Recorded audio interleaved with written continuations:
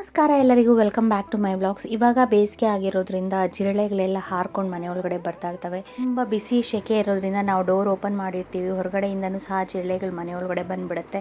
ಮತ್ತು ಮನೆಯಲ್ಲೂ ಸಹ ಜಿರಳೆಗಳು ಕಾಣಿಸ್ಕೊಳ್ತಾ ಇರುತ್ತೆ, ಅಲ್ಲಲ್ಲಿ ತುಂಬ ಜಿರಳೆಗಳು ಕಾಣ್ತಾ ಇರುತ್ತೆ. ಅದಕ್ಕೆ ಈ ರೀತಿ ಹೋಮ್ ರೆಮಿಡಿನ ಟ್ರೈ ಮಾಡಿ. ಅದಕ್ಕೆ ಒಂದು ಪಾತ್ರೆ ತೊಗೊಂಡು ಅದಕ್ಕೆ ನಾನೊಂದು ಕಾಲಿಟ್ಟಷ್ಟು ನೀರು ಹಾಕ್ಕೊಂಡಿದ್ದೀನಿ. ನೀರು ಹಾಕ್ಕೊಂಡು ಅದಕ್ಕೆ ನಾನು ಒಂದು ಸ್ವಲ್ಪ ಲವಂಗ ಹಾಕೋತಾ ಇದ್ದೀನಿ. ಲವಂಗ ಒಂದು 2 ಸ್ಪೂನಷ್ಟು ಲವಂಗ ಹಾಕ್ಕೊಂಡು ಲವಂಗ ಮತ್ತು ನೀರನ್ನು ಚೆನ್ನಾಗಿ ಕುದಿಸ್ಕೋಬೇಕು.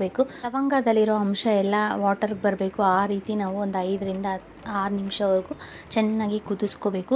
ಕುದ್ದು ಆ ಕಲರ್ ಎಲ್ಲ ಚೇಂಜ್ ಆಗುತ್ತೆ, ಲವಂಗ ಅಂಶ ಎಲ್ಲ ನೀರಿಗೆ ಬರುತ್ತೆ. ವಾಟರ್ ಕಲರ್ ಚೇಂಜ್ ಆದಾಗ ಈ ರೀತಿ ನಾನಿಲ್ಲಿ ಒಂದು 2 ಸ್ಪೂನಷ್ಟು ಬೇಕಿಂಗ್ ಸೋಡಾ ಹಾಕೋತಾ ಇದ್ದೀನಿ. ಬೇಕಿಂಗ್ ಸೋಡಾ ಹಾಕಿದ ತಕ್ಷಣ ವಾಟರ್ ನೋಡಿ ಈ ರೀತಿ ಉಬ್ಬಿ ಬರುತ್ತೆ.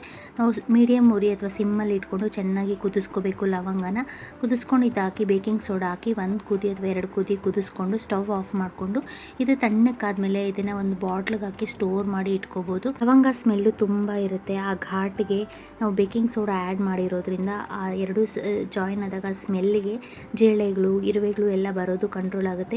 ಎಲ್ಲೆಲ್ಲಿ ಜಿರಳೆಗಳು ಜಾಸ್ತಿ ಇರುತ್ತೆ, ಕಬೋರ್ಡ್ ಒಳಗಡೆ ಆಗಲಿ, ಕಾರ್ನರ್ಸಲ್ಲಿ, ಈ ಸಿಂಕ್ ಹತ್ರ, ಪೈಪ್ ಹತ್ರ ಆಗಲಿ, ನಾವು ನೈಟ್ ಮಲಗುವಾಗ ಸಿಂಕಲ್ಲೂ ಸಹ ಪಾತ್ರೆ ಎಲ್ಲ ತೊಳೆದಾದ್ಮೇಲೆ ಎಲ್ಲಿ ಜಿರಳೆಗಳು ಓಡಾಡುತ್ತೋ ಆ ಸಿಂಕ್ ಹೋಲ್ ಹತ್ರ ಆಗಲಿ ಅಥವಾ ಸಿಂಕ್ ಪೈಪ್ ಹತ್ರ, ಕಾರ್ನರ್ಸಲ್ಲಿ ಎಲ್ಲೆಲ್ಲಿ ಜಿರಳೆ ಓಡಾಡುತ್ತೋ ಅಲ್ಲೆಲ್ಲ ಈ ಸ್ಪ್ರೇನ ನಾವು ಸ್ಪ್ರೇ ಮಾಡಿ ಮಲಗೋದ್ರಿಂದ ಜಿರಳೆಗಳು ಕಾಟ ತಪ್ಪುತ್ತೆ. ಎಷ್ಟೇ ಸಣ್ಣ ಜಿರಳೆ ಆದರೂ ಆ ಸ್ಮೆಲ್ಲಿಗೆ ದೂರ ಹೊರಟೋಗುತ್ತೆ. ಈ ಲಿಕ್ವಿಡ್ಗೆ ಲಾಸ್ಟಲ್ಲಿ ನಾನು ಒಂದು 2 ಪಲಾವ್ ಎಲೆ ಹಾಕ್ಕೊಂಡಿದ್ದೀನಿ. ಪಲಾವ್ ಎಲೆನೂ ಸಹ ಆ ಸ್ಮೆಲ್ಲಿಗೆ ಜಿರಳೆಗಳು ಬರಲ್ಲ. ಪಲಾವ್ ಎಲೆನ ನಾವು ಕಬೋರ್ಡಲ್ಲಿ ಹಾಗೇನೂ ಸಹ ಇಡ್ಬೋದು. ಈ ರೀತಿ ಲವಂಗ ಲಿಕ್ವಿಡ್ನ ರೆಡಿ ಮಾಡಿಕೊಂಡು ಅದ್ರ ಜೊತೆಗೆ ಒಂದು 2 ಎಲೆ ಪಲಾವ್ ಎಲೆ ಹಾಕ್ಬಿಟ್ಟು ಚೆನ್ನಾಗಿ ಮಿಕ್ಸ್ ಮಾಡಿ ಯಾವುದಾದ್ರೂ ಒಂದು ಸ್ಪ್ರೇ ಬಾಟಲ್ ತೊಗೊಬೋದು. ಅಥವಾ ಈ ರೀತಿ ವಾಟರ್ ಬಾಟಲ್ ಇರುತ್ತಲ್ಲ, ವೇಸ್ಟ್ ವಾಟರ್ ಬಾಟಲ್ಸ್ ಇರುತ್ತಲ್ಲ, ಆ ಬಾಟಲ್ನ ತೊಗೊಂಡು ಒಂದು ಕ್ಯಾಪ್ಗೆ ಹೋಲ್ ಮಾಡಿಬಿಟ್ಟು ಎಲ್ಲೆಲ್ಲಿ ಜಿರಳೆ ಓಡಾಡುತ್ತೋ ಅಲ್ಲೆಲ್ಲ ಈ ರೀತಿ ಸ್ಪ್ರೇ ಮಾಡೋದ್ರಿಂದ ಜಿರಳೆಗಳು ಕಂಟ್ರೋಲ್ ಆಗ್ತಾ ಬರುತ್ತೆ. ಮತ್ತು ಸಣ್ಣ ಸಣ್ಣ ಇರುವೆಗಳಿದ್ರೆ ಆ ಇರುವೆಗಳಿಗೂ ಸಹ ಆ ಸ್ಮೆಲ್ಲಿಗೆ ಜಿರಳೆ ಇರುವೆಗಳೆಲ್ಲ ಕಂಟ್ರೋಲ್ ಆಗ್ತಾ ಬರುತ್ತೆ. ಈ ರೀತಿ ನಾವು ಹೋಮ್ ಮೇಡ್ ಸ್ಪ್ರೇನ ನಾವೇ ಮನೆಯಲ್ಲಿ ರೆಡಿ ಮಾಡ್ಕೋಬೋದು, ಕೆಮಿಕಲ್ಸ್ ಯೂಸ್ ಮಾಡೋದಕ್ಕಿಂತ. ನಾವು ಜಿರಳೆಗಳ ಸ್ಪ್ರೇ ಎಲ್ಲ ಹೊಡೆದಾಗ ಆ ಸ್ಮೆಲ್ಲಿಗೆ ತಲೆನೋವು ಬರುತ್ತೆ. ಈ ರೀತಿ ಮನೆಯಲ್ಲೇ ಒಂದು ಒಳ್ಳೆ ಸ್ಪ್ರೇನ ರೆಡಿ ಮಾಡ್ಕೋಬೋದು. ಜಿರಳೆಗಳನ್ನ ಮನೆಯಿಂದ ದೂರ ಇಡ್ಬೋದು ಈ ಸ್ಪ್ರೇಯಿಂದ. ನೆಕ್ಸ್ಟ್ ಟಿಪ್ ಬಂದು ನಾನಿಲ್ಲಿ ಬೆಂಡೆಕಾಯಿ ತೊಗೊಂಡಿದ್ದೀನಿ. ನಾವು ಬೆಂಡೆಕಾಯಿನ ಕಟ್ ಮಾಡಿದ್ಮೇಲೆ ಅದ್ರ ತುದಿನೆಲ್ಲ ಬಿಸಾಡಿಬಿಡ್ತೀವಿ. ಅದ್ರ ತುದಿನ ಈ ರೀತಿ ಬಳಸ್ಕೊಂಡು ಒಂದು ಜೆಲ್ ಥರ ಮಾಡಿಕೊಂಡು ನಾವು ಹೇರ್ಗೆ ಅಪ್ಲೈ ಮಾಡ್ಕೊಳ್ಳೋದ್ರಿಂದ ಹೇರ್ ಸಾಫ್ಟ್ ಆಗ್ತಾ ಬರುತ್ತೆ. ಎಷ್ಟು ಸಾಫ್ಟ್ ಆಗುತ್ತೆ ನಾವು ಇದನ್ನು ಶಾಂಪೂ ಜೊತೆ ಮಿಕ್ಸ್ ಮಾಡಿ ಅಪ್ಲೈ ಮಾಡ್ಕೊಳ್ಳೋದ್ರಿಂದ. ಇದನ್ನು ಮಾಡೋದಕ್ಕೆ ನಾನಿಲ್ಲಿ ಆ ಬೆಂಡೆಕಾಯಿ ಕಟ್ ಮಾಡಿರ್ತೀವಲ್ಲ ಆ ತುದಿಗಳನ್ನೆಲ್ಲ ತೊಗೊಂಡು ನೀಟಾಗಿ ಒಂದು 2 ಸರಿ ವಾಟರಿಂದ ವಾಶ್ ಮಾಡ್ಕೋಬೇಕು. ವಾಶ್ ಮಾಡ್ಕೊಂಡಿದ್ದಾದಮೇಲೆ ಇದನ್ನು ಒಂದು ಪಾತ್ರೆಗೆ ಹಾಕ್ಕೊಂಡು ಅದಕ್ಕೆ ಒಂದು ಲೋಟದಷ್ಟು ನೀರು ಹಾಕ್ಕೊಂಡು ಚೆನ್ನಾಗಿ ಒಂದು 5 ನಿಮಿಷ ಕುದಿಸ್ಕೊಂಡ್ರೆ ಅದನ್ನು ಕುದಿಸಿದಾಗ ಅದು ಜೆಲ್ ಥರ ಆಗುತ್ತೆ. ಆ ಜೆಲ್ಲನ್ನು ತಣ್ಣಗಾದಮೇಲೆ ನಾವು ಯೂಸ್ ಮಾಡೋ ಶಾಂಪು ಯಾವುದಾದ್ರೂ ಸರಿ ಆ ಶಾಂಪು ಜೊತೆ ಮಿಕ್ಸ್ ಮಾಡಿಕೊಂಡು ನಾವು ನಮ್ಮ ಕೂದಲಿಗೆ ಅಪ್ಲೈ ಮಾಡಿಕೊಂಡು ವಾಶ್ ಮಾಡೋದ್ರಿಂದ ಹೇರ್ ಸಾಫ್ಟ್ ಆಗ್ತಾ ಬರುತ್ತೆ ಮತ್ತು ಶೈನು ಸಹ ಆಗುತ್ತೆ. ಈ ರೀತಿ ನಾವು ಬೆಂಡೆಕಾಯಿ ಕಟ್ ಮಾಡಿದಾಗ ಅದ್ರ ತುದಿಗಳನ್ನ ಬಿಸಾಡ್ದಿರ ರಿಯೂಸ್ ಮಾಡ್ಕೋಬೋದು. ಬೆಂಡೆಕಾಯಿ ತುದಿಗಳನ್ನೆಲ್ಲ ಈ ರೀತಿ ಕಟ್ ಮಾಡಿಕೊಂಡು ಒಂದು 5 ನಿಮಿಷ ಕುದಿಸ್ಕೊಂಡಿದ್ದೀನಿ. ಕುದಿಸ್ಕೊಂಡಿದ್ದಾದಮೇಲೆ ಇದು ತಣ್ಣಕ್ಕಾದಮೇಲೆ ಆ ಬೆಂಡೆಕಾಯಿ ತುದಿ ಇರುತ್ತಲ್ಲ ಅದನ್ನೆಲ್ಲ ನಾವು ಸಪ್ರೇಟ್ ಮಾಡ್ಕೋಬೇಕು. ಸ್ಟೇನರ್ಲಾದ್ರೂ ತೆಗಿಬೋದು ಅಥವಾ ಈ ರೀತಿ ಕೈಯಲ್ಲಿ ತೆಗೆದು ಸಪ್ರೇಟ್ ಮಾಡಿಕೊಂಡು ಆ ಜಲ್ಲಿ ಥರ ಲಿಕ್ವಿಡ್ ಇರುತ್ತಲ್ಲ ಆ ಲಿಕ್ವಿಡ್ನ ನಾವು ಶಾಂಪೂ ಜೊತೆ ಮಿಕ್ಸ್ ಮಾಡಿಕೊಂಡು ಹೇರ್ಗೆ ಅಪ್ಲೈ ಮಾಡಿಕೊಂಡು ಹೇರ್ ವಾಶ್ ಮಾಡ್ಕೊಳ್ಳೋದ್ರಿಂದ ನಮ್ಮ ಹೇರ್ ಸಾಫ್ಟು ಶೈನಿ ಆಗುತ್ತೆ. ಈ ಟಿಪ್ಸು ಎಲ್ಲರಿಗೂ ಯೂಸ್ಫುಲ್ ಆಗುತ್ತೆ ಅಂದ್ಕೊಂಡಿದ್ದೀನಿ ಫ್ರೆಂಡ್ಸ್. ಮನೆಯಲ್ಲೇ ಸುಲಭವಾಗಿ ಹೇರ್ ಸ್ಪಾನ ಯಾವ ರೀತಿ ಮಾಡ್ಕೋಬೋದು ಅಂತ ನಮಗೆ ಪಾರ್ಲರ್ ಕೋರ್ಸಲ್ಲಿ ಹೇಳ್ಕೊಟ್ಟಿದ್ರು. ಅದನ್ನು ನಾನು ನನ್ನ ಮಗಳು ಹೇರ್ಸ್ ಮೇಲೆ ಟ್ರೈ ಮಾಡ್ತಾಯಿದ್ದೀನಿ.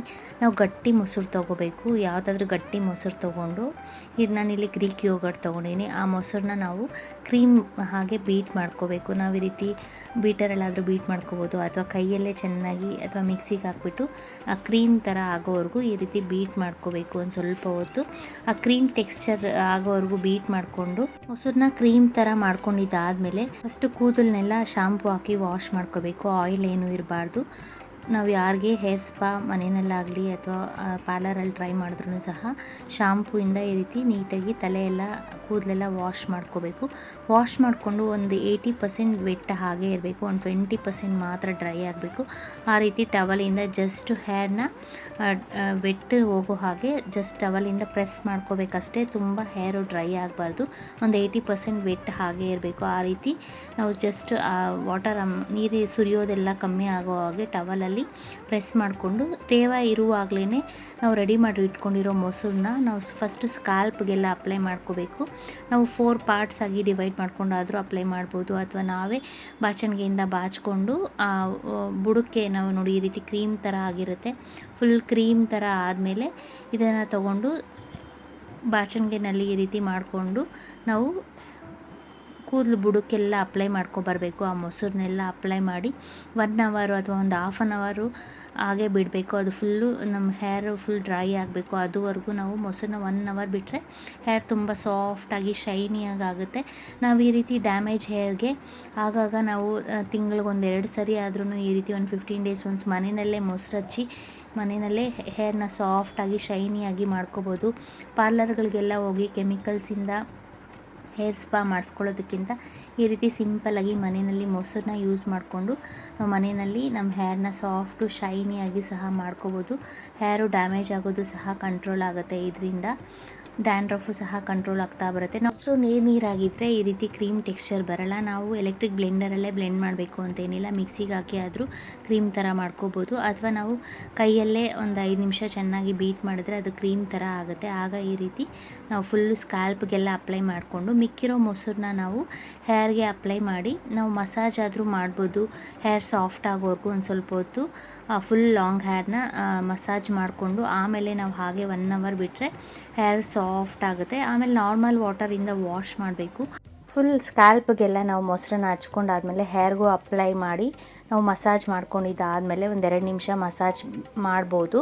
ಬೇಕು ಅಂದರೆ ಹೆಡ್ ಮಸಾಜ್ ಮಾಡಿಬಿಟ್ಟು ನಾವು ಅದನ್ನು 1 ಅವರ್ ಬಿಟ್ಟಾದಮೇಲೆ ಒಂದು ಸ್ವಲ್ಪ ಹೊತ್ತು ಸ್ಟೀಮ್ ಕೊಡಬೇಕು. 1-2 ನಿಮಿಷ ಮನೇಲಿರೋ ಸ್ಟೀಮರಿಂದನೇ ಸ್ಟೀಮ್ ಕೊಡ್ಬೋದು. ಹೇರ್ಗೆ ಸ್ಟೀಮ್ ಕೊಟ್ಟಾದಮೇಲೆ ನಾವು ಸ್ಟೀಮರ್ ಇಲ್ಲ ಅಂದರೆ ಚೆನ್ನಾಗಿ ಬಿಸಿನೀರನ್ನ ಕಾಯಿಸ್ಬಿಟ್ಟು ಆ ನೀರಲ್ಲಿ ಟವಲ್ನ ಅದ್ಬಿಟ್ಟು ಚೆನ್ನಾಗಿ ನೀರೆಲ್ಲ ಸ್ಕ್ವೀಸ್ ಮಾಡಿಬಿಟ್ಟು ಆ ಬಿಸಿ ಇರುತ್ತಲ್ಲ ಆ ಬಿಸಿ ಟವಲ್ನೇ ಕೂದಲಿಗೆಲ್ಲ ಫುಲ್ ತಲೆ ಕೂದಲಿಗೆ ಕವರ್ ಮಾಡಿ 1-2 ನಿಮಿಷ ಅಥವಾ ಒಂದು 5 ನಿಮಿಷ ಹಾಗೆ ಬಿಟ್ಟು ಆ ಬಿಸಿ ಟವಲಿಂದ ನಾವು ಸ್ಟೀಮ್ ತೊಗೊಂಡಿದ್ದಾದಮೇಲೆ ನಾವು ನಾರ್ಮಲ್ ವಾಟರಿಂದ ಕೂದಲನ್ನ ವಾಶ್ ಮಾಡ್ಕೋಬೇಕು. ಆವತ್ತೆಲ್ಲ ನಾವು ಶಾಂಪು ಹಾಕಬಾರ್ದು. ಮೊಸರು ಹಚ್ಚಿ 1 ಅವರ್ ಬಿಟ್ಟಾದಮೇಲೆ ನಾವು ಶಾಂಪು ಹಾಕಿ ವಾಶ್ ಮಾಡಬಾರ್ದು. ನೈಟ್ ಬೇಕು ಅಂದರೆ ನಾವು ಹೇರೆಲ್ಲ ಡ್ರೈ ಆದಮೇಲೆ ನಾವು ಆಯಿಲ್ ಅಪ್ಲೈ ಮಾಡಿ ನೆಕ್ಸ್ಟ್ ಡೇ ಶಾಂಪೂ ಇಂದ ವಾಶ್ ಮಾಡಿ ಕಂಡೀಷ್ನರ್ ಬೇಕಾದರೆ ಅಪ್ಲೈ ಮಾಡಿಕೊಂಡ್ರೆ ಹೇರು ತುಂಬ ಸಾಫ್ಟಾಗಿ ಶೈನಿಯಾಗಿ ಆಗುತ್ತೆ. ಡ್ಯಾಮೇಜ್ ಹೇರೆಲ್ಲ ರಿಪೇರ್ ಆಗ್ತಾ ಬರುತ್ತೆ.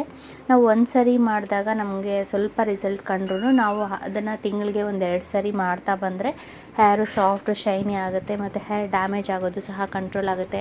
ಈ ಹೇರ್ ಕಲರ್ ಎಲ್ಲ ಮಾಡಿ ಡ್ಯಾಮೇಜ್ ಆಗಿಬಿಟ್ಟಿರುತ್ತೆ, ಹೇರ್ಸ್ ಎಲ್ಲ ತುಂಬ ರಫ್ ಆಗಿಬಿಟ್ಟಿರುತ್ತೆ. ಆ ಥರದವರೆಲ್ಲ ಮನೆಯಲ್ಲೇ ಈ ರೀತಿ ನಾವು ಸಿಂಪಲ್ಲಾಗಿ ಹೇರ್ ಸ್ಪಾನ ಮಾಡ್ಕೋಬೋದು. ನಾವು ಪಾರ್ಲರಲ್ಲಿ ಹೋಗಿ ತುಂಬ ದುಡ್ಡು ಖರ್ಚು ಮಾಡೋದಕ್ಕೆ ಆಗಲ್ಲ ಅನ್ನೋರು ಈ ರೀತಿ ಮನೆಯಲ್ಲೇ ಸಿಂಪಲ್ಲಾಗಿ ಹೇರ್ ಸ್ಪಾನ ಟ್ರೈ ಮಾಡ್ಬೋದು. ನಾನು ಬ್ಯೂಟಿ ಪಾರ್ಲರ್ ಕೋರ್ಸ್ಗೆ ಹೋದಾಗ ಅವರು ಈ ರೀತಿ ನಮಗೆ ಮನೆಯಲ್ಲಿ ಟ್ರೈ ಮಾಡೋದಕ್ಕೆ ಹೇಳಿದ್ರು. ನಾವು ಟ್ರೈ ಮಾಡಿ ನೋಡಿದೆ. ಹೇರು ತುಂಬ ಸಾಫ್ಟಾಗಿ ಶೈನಿಯಾಗಿ ಬರುತ್ತೆ. ಲಾಸ್ಟಲ್ಲಿ ಕ್ರೀಮ್ ಮಿಕ್ಕಿರುತ್ತಲ್ಲ ಫುಲ್ಲು ಸ್ಕ್ಯಾಲ್ಪ್ಗೆಲ್ಲ ಅಪ್ಲೈ ಮಾಡಾದಮೇಲೆ ಈ ರೀತಿ ನಾವು ಮಸಾಜ್ ಆದರೂ ಮಾಡ್ಬೋದು. ಹೇರ್ ಸಾಫ್ಟ್ ಆಗೋವರೆಗೂ ಸ್ವಲ್ಪನೇ ಮೊಸರನ್ನ ತೊಗೊಂಡು ಈ ರೀತಿ ಮಸಾಜ್ ಮಾಡ್ಕೋಬೋದು. ಫುಲ್ ಹೇರ್ನ ಇದೇ ರೀತಿ ಮಸಾಜ್ ಮಾಡಿಕೊಂಡು ಆಮೇಲೆ 1 ಅವರ್ ಬಿಡಬೇಕಾಗುತ್ತೆ. ಬಿಟ್ಟು ಆಮೇಲೆ ಸ್ಟೀಮ್ ಕೊಟ್ಟು ಹೇರ್ ವಾಶ್ ಮಾಡಬೇಕು. ಪಾರ್ಲರ್ಗೆ ಹೋಗಿ ಕೆಮಿಕಲ್ಸ್ ಹೇರ್ ಕ್ರೀಮಿಂದ ಹೇರ್ ಸ್ಪಾ ಮಾಡಿಸ್ಕೊಳ್ಳೋದಕ್ಕಿಂತ ಈ ರೀತಿ ಸಿಂಪಲ್ಲಾಗಿ ಮನೆಯಲ್ಲೇ ಮೊಸರಿಂದ ಹೇರ್ ಸ್ಪಾ ಮಾಡ್ಕೋಬೋದು. ಈ ವಿಡಿಯೋ ನಿಮ್ಗೆಲ್ಲರಿಗೂ ಇಷ್ಟ ಆದರೆ ಲೈಕ್ ಮಾಡಿ, ಶೇರ್ ಮಾಡಿ, ಸಬ್ಸ್ಕ್ರೈಬ್ ಮಾಡಿ. ನಾವು ಸ್ವಲ್ಪನೇ ಕ್ರೀಮ್ ತೊಗೊಂಡು ಹೇರ್ಗೆ ಅಪ್ಲೈ ಮಾಡಿ ಮಸಾಜ್ ಮಾಡೋಕ್ಕಾಗಲಿಲ್ಲ ಅಂದ್ರೂ ನಾವು ಈ ರೀತಿ ಹೆಡ್ ಮಸಾಜ್ ಮಾಡಿಬಿಟ್ಟು ಹೇರ್ಗೆ ಫುಲ್ಲು ನಾವು ಇರೋ ಮೊಸರನ್ನೆಲ್ಲ ಅಪ್ಲೈ ಮಾಡಿ 1 ಅವರ್ ಬಿಟ್ಟು ಹಾಗೇನೂ ಸಹ ಹೆಡ್ ವಾಶ್ ಮಾಡ್ಕೋಬೋದು. ನಾವು ಮೊಸರಿಗೆ ಒಂದು ಸ್ವಲ್ಪ ವಿಟಮಿನ್ ಇ ಕ್ಯಾಪ್ಸುಲ್ ಇದ್ದರೆ ವಿಟಮಿನ್ ಇ ಕ್ಯಾಪ್ಸುಲ್ ಹಾಕಿನೂ ಸಹ ನಾವು ಅಪ್ಲೈ ಮಾಡ್ಬೋದು ಹೇರ್ಗೆ. ಅದರಿಂದನೂ ಸಹ ಹೇರ್ ಗ್ರೋತ್ ಆಗುತ್ತೆ, ಹೇರು ಸಾಫ್ಟು ಸಹ ಆಗುತ್ತೆ.